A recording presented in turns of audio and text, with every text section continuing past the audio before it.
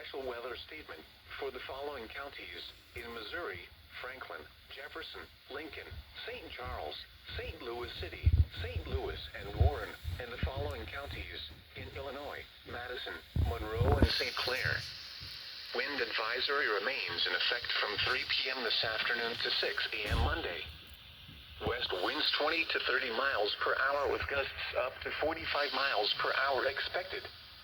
For portions of south central, southwest, and west central Illinois and central, east central, and northeast Missouri. From 3 p.m. this afternoon to 6 a.m. Monday. Gusty winds will blow around unsecured objects. Tree limbs could be blown down and a few power outages may result. The current time is 3:14.